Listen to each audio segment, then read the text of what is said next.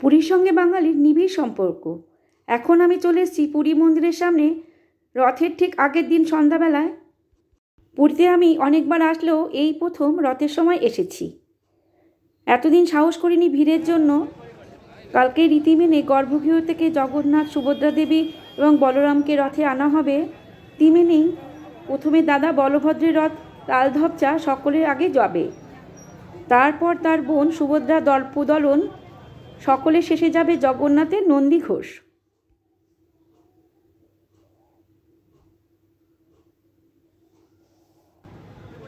প্রচুর ভিড়, তাই আমরা রাস্তার পাশে দাঁড়িয়ে দেখছিলাম সাজো সাজো রব। রথের সময় পুরীতে হোটেলের খুব চাপ, সব হোটেলে প্রচুর দাম। আমরা পুরী হোটেলের একটি ঘর বুক করে এসেছিলাম, সি ফেসিং রুম পাইনি, যা পেয়েছি সেটাই নিয়ে নিয়েছিলাম। এসে ঘর পছন্দ হয়নি, তখন সি ফেসিং পুরীরই ডিলাক্স রুম নিয়েছিলাম।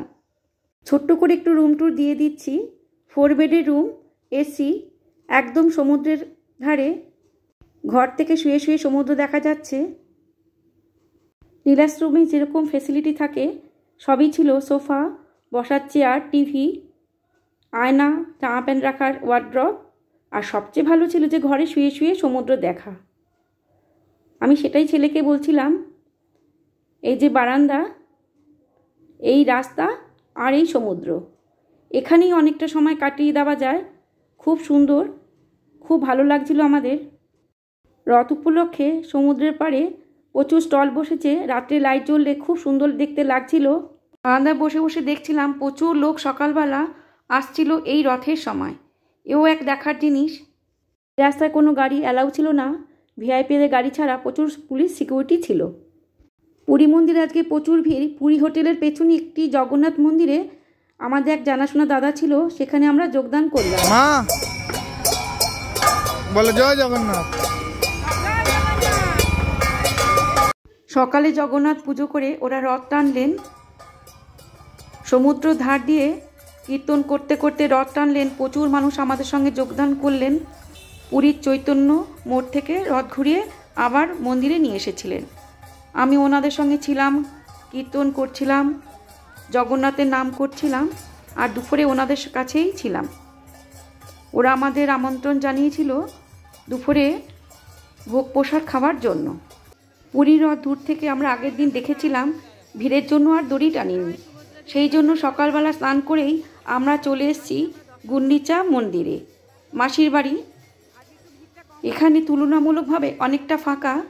আমরা পুজো দিলাম আর চারিপাশটা ঘুরে দেখছিলাম। মেঘলা হয়েছে, প্রচুর বৃষ্টি হতে পারে, মেঘলা আকাশ, রোদ নেই। সকাল 9টা হবে, 9টা 10টা।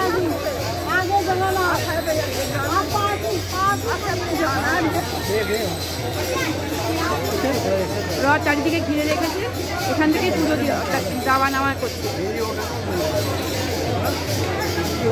চারিদিকে কীর্তন হচ্ছে, নাম গান হচ্ছে। আমরা এত সুন্দর সামনের থেকে ভগবানকে দর্শন করব ভাবতেই পারিনি। সার্থক হয়েছে আমাদের রথে পুরীতে আসা।